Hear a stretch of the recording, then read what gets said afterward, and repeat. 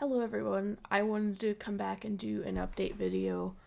I wanted to thank everyone for all the kind words, all the resources, everything that's been given to me. It's a lot, it's so helpful. I have been started on a new medication. It's called Topramate, Topirame.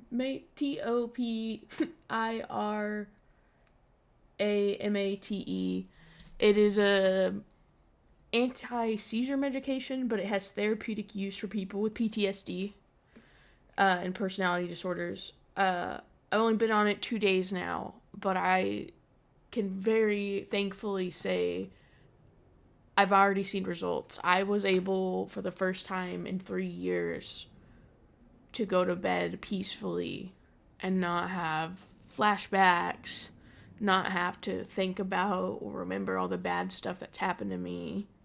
And you really don't appreciate something like that, like something small as good sleep, until you haven't had it in so long.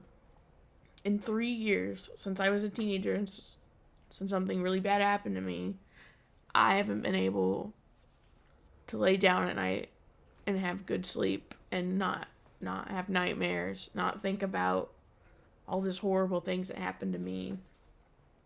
So I want to thank everyone so much. There's some things I'm going to address in this video about some ideas I want to do to give back to all the people that helped me. But there's something I want to get out of the way as well, because I've received a lot of really good messages, a lot of really good comments, but I've also gotten some really mean ones as well. I had a few people directly reach out to me, and then a few comments that people can see in the previous video. Just straight up claiming what I said wasn't true. I'm just looking for money, this, that, and the third. If you haven't experienced malpractice in the mental health field or in the medical field, then good. That's great. That doesn't mean it doesn't happen. I want to talk about today my experience in the psych ward and at the hospital, Ascension Via Christi St. Joseph Hospital. I live in Kansas. I'm in the Bible Belt. I've had 3 suicide attempts when I was 17, when I was 19. When I was a minor, I was in the children's ward. When I was an adult, I got put into the adult ward, all at St. Joe. And my experience was awful. It was really bad. Nurses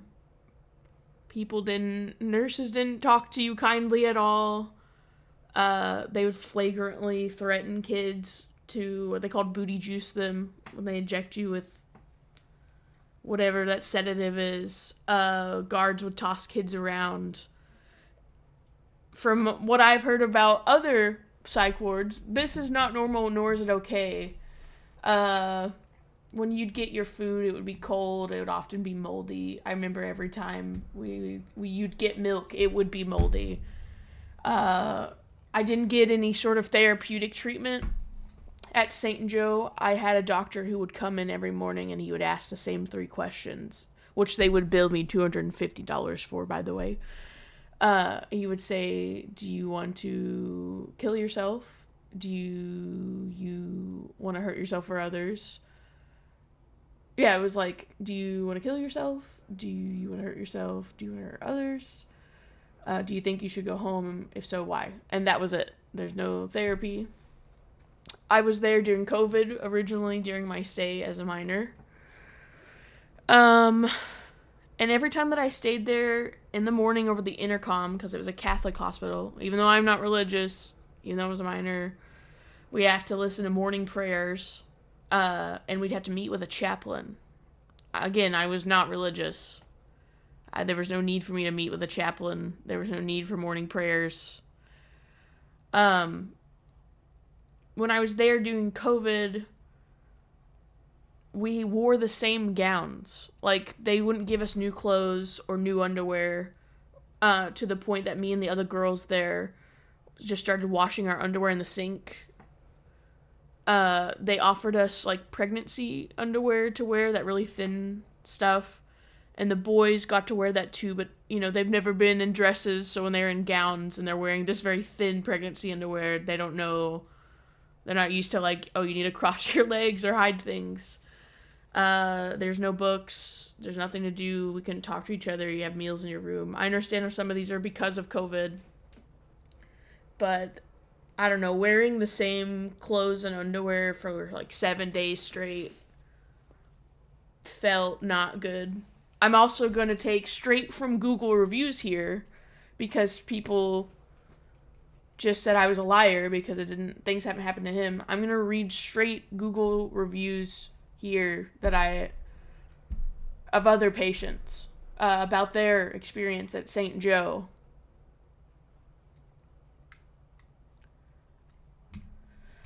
From Catherine Ann, it says, was held here for over 12 hours in the waiting room. I was forced here after going to my doctor to try to up my depression meds after having my baby. No suicidal thoughts. They said they were holding me because I was 16 living in PA. I went to the ER for suicidal thoughts. I was threatened and inappropriately touched by other patients. They later said they had my bed ready hours ago and had forgotten I was there. My PTSD, severe anxiety, and autism was completely ignored.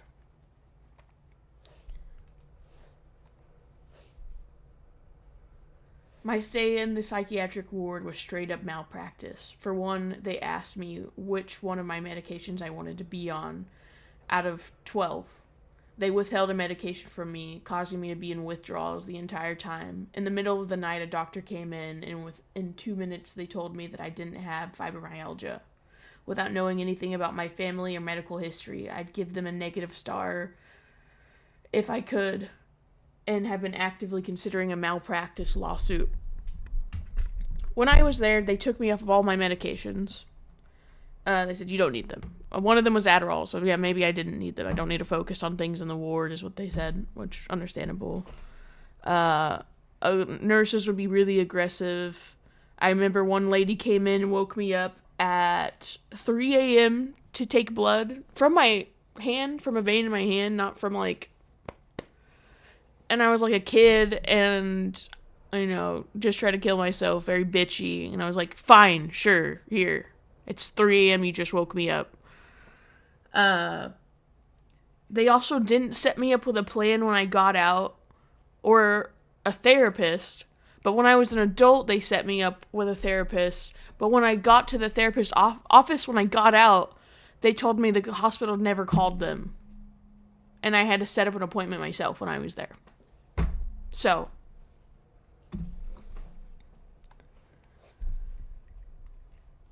This one says, from a month ago, patients beware. Should you end up needing emergency care, unless life or limb, run to another hospital. Absolutely horrific experience and care in the ER department. Nursing staff that belittle you, cuss at you, refuse blankets, need food after waiting 48 hours for a room. You're given hot water and warm cheese and told to make do. This hospital needs to be placed on probation, and clean house in the ER in the 6th floor. Also, what little we did get to do, sometimes they would take us down to a gym, and there was a portion that was outside, about the size of my room in here, and it had these big metal, like, bulletproof windows, and at the top, it was like a prison where it would bend in, and it has the metal, like, whirly bits of razor blades, so people couldn't crawl over. And I remember, as a kid, I had been in the psych ward for so long that I hadn't been outside. And I remember how good it felt to feel sunshine on my skin, because I finally got to go outside.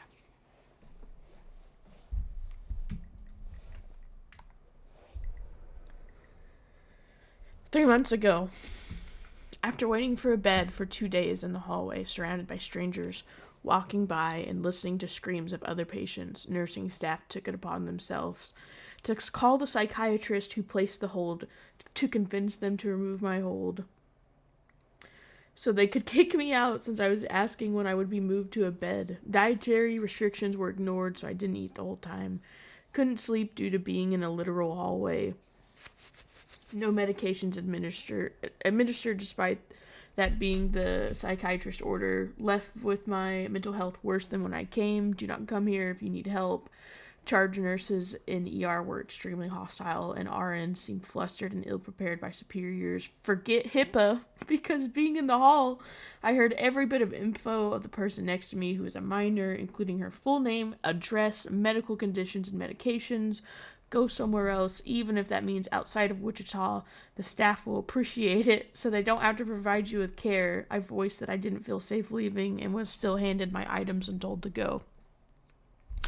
Again, to all the people who sent me those really nasty messages, just calling me a liar and saying none of this would have ever happened, I'm glad you have not ever experienced medical malpractice or a bad experience with mental health or a hospital, but it does happen to people. These are real people. I'm a real person, and this happens to people. Another one, 2 months ago, I was left in a hallway in a gurney for 2.5 days. Places get busy and can be short-staffed, but that's not okay. The doctors, nurses, and all other staff were very nice. I give credit where it's due. Let's talk about standard of care. When a child has suicidal ideations, Ascension via Christi St. Joseph sticks that child in a flimsy gown and throws them on a bed in the hallway in the ER. No quiet, no care, bright lights for hours.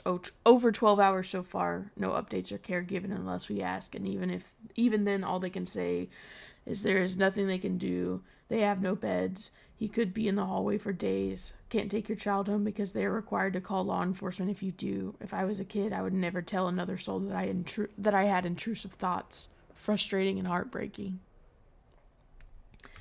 We spent 12 hours here today. They still didn't have a room available for an at-risk child. We left without him being admitted 12 hours after he arrived. And the nurse was extremely rude and very happy to see us leave with no concern for the child. A blood test ordered in the morning wasn't done by 8:30 p.m., and a urine sample was still sitting on the counter about 7 hours after it was requested. My dog gets better care at the vet's.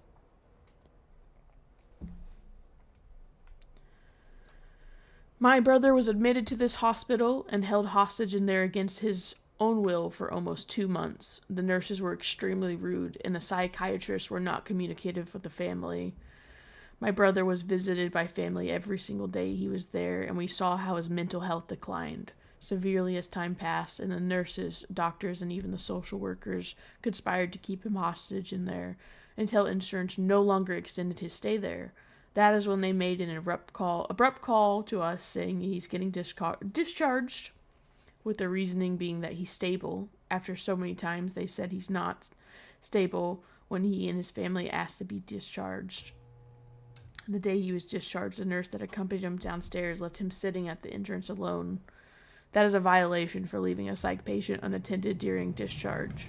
I can honestly say the nurses are very unprofessional when family calls in to check in on my brother, and the doctors, Watola and Kola, tried overdosing him with very familiar names. Tried overdosing him with medications and forced injections against his will. And they misdiagnosed him with schizophrenia, which he does not have. It's not surprised that my brother did not feel safe in that hospital and his mental health got worse during his time there. Please do yourself and your loved ones a favor and never go to this hospital. It should be sued and shut down.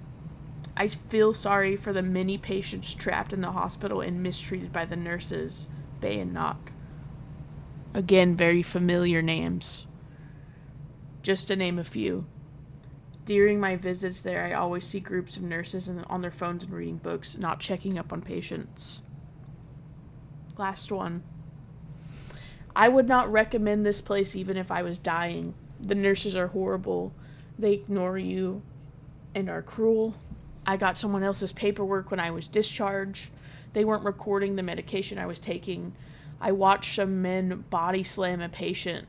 He complained about his ribs being broken, and 2 days later they finally x-rayed him to find out they were. So yeah, don't go there. I had to go to St. Joe because that was the closest hospital for treatment when I tried to end my life. Those 2 times that it happened. I don't know if I could ever sue for what happened to me. I was a kid. It's been years now. But these are just a few Google reviews, some from a few months ago, of other people's stories. I've shared my story. It's unfortunate, but these things happen. These are real people. I'm a real person. Also, to the odd people who said I'm coming on here to trauma dump and monetize off of it, this is a channel dedicated to my indie game that I started when I was 19, after my stay in St. Joe, by the way. Again, I will never stop talking about how awful St. Joe is. No one should ever take their loved ones there. I don't know how it's still open and running, as you can see from these reviews I've read to you. I started my indie game after my stay in St. Joe, after my life was thrown all out of whack, as just a way to cope. I overdosed to end my life when I was 19, had a massive tonic-clonic seizure, put me in a coma for 4 days. When I woke up, everyone I loved was gone.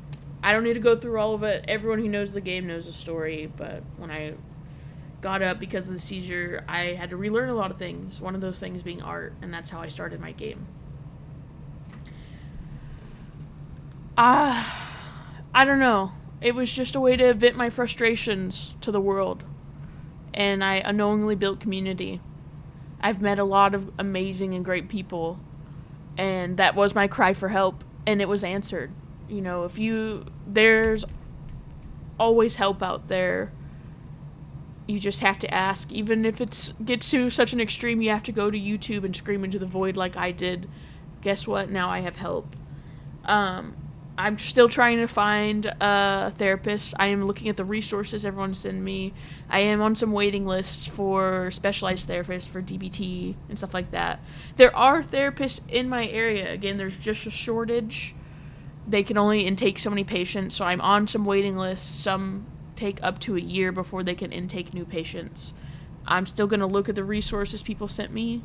I'm still going to look for therapists who are taking patients right now.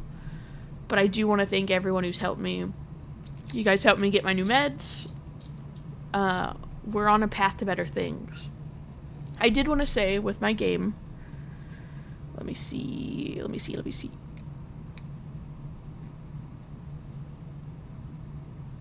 I'm just going to open the Steam file to show you guys.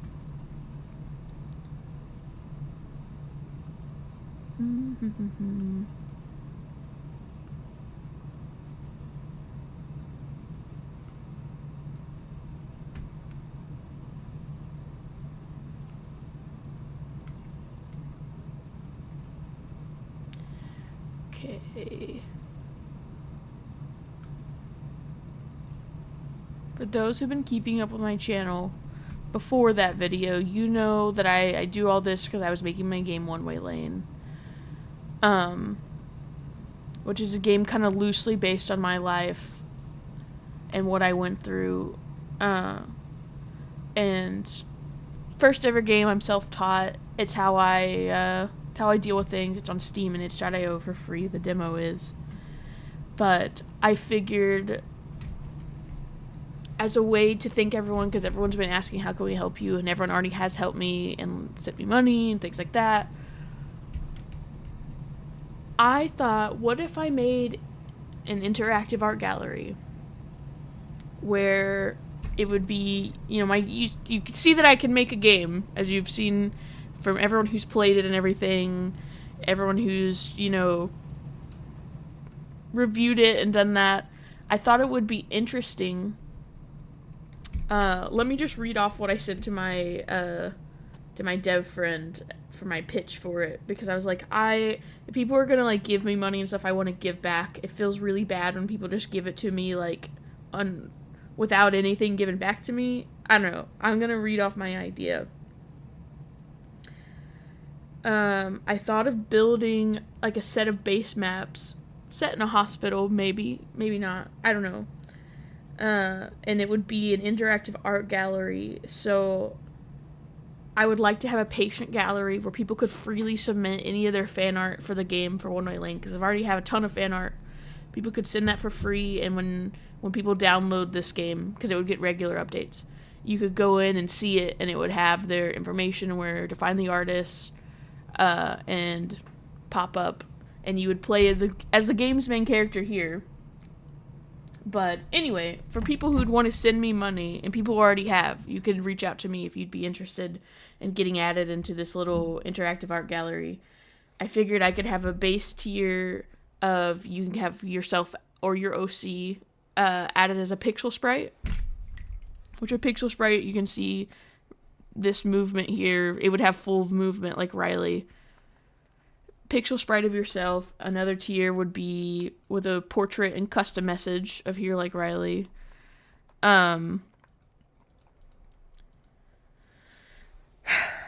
I don't know. I just felt like it could be interesting. It would be an ever updating free game that anyone could download and access, and I figured people could leave messages, so I would have in the game like a corkboard or something where you can interact with it and read people's messages, either left to me, left to the world, maybe just a nice greeting. You could see people's fan art and other art. If you wanted to donate money, you could get your little character added in and a picture of them. I'll pull up some of my art so you guys can see what my art looks like. I don't know, I just figured my game is about me and my story, but One Way Stay could be about all the people who helped me along the way and to get me here, because it would document all these good deeds and all these people, and it'd be ever growing of all these people and their experience, either finding me or their struggles. I know I'm like really blabbering here, and I wish I had a better mock-up to show before I came out with this. But I just thought, wouldn't that be so cool? I know like Radiohead did an interactive art gallery with one of their albums, and that really inspired me. I'll show you guys. Everyone really loves the teachers, so I'll show you guys the teachers' portraits. This is my art style. So if you did donate to me, or if you already have, to the people who've already sent me money on PayPal, if you would be interested in being added to the interactive art gallery like this, because you've already sent me money, let me know. If you want me to draw you, or if you have your own OC, or even if you feel like you're a furry or something. I've never drawn furry art, but I sure can try.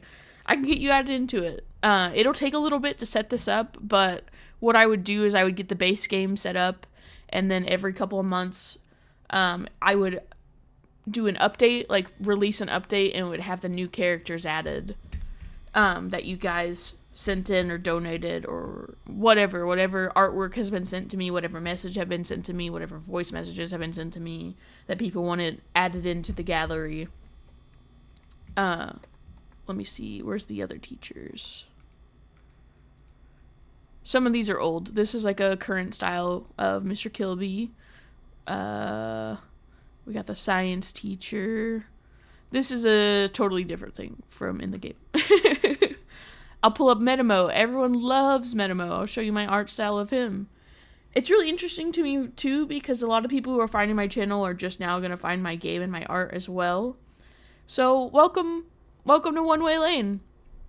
This is my game's guide, Metamo. One of my favorite ones to draw. I'll show you in his cracked form. This is one of my favorite pieces of art that I did. But yeah, no. If One Way Stay sounds like a fun and interesting idea to you, let me know. I just figured that's a way to give back. It feels weird accepting money without giving back. So if I could do that way there's something where everyone can see everyone's good deed. Everyone can see how I've been helped and how people are helping each other. Everyone can see my experience and other people's experience. And it's kind of like forever immortalized in this little art gallery that's completely free to the world to look at. That's forever being updated for as long as I live, at least. As long as I can keep doing it. I love art, and that feels like the best way that I can give back. I'm going to end this video now, but I want to thank everyone who has sent nice comments. I want to thank everyone who sent me donations. I want to thank everyone. Goodbye.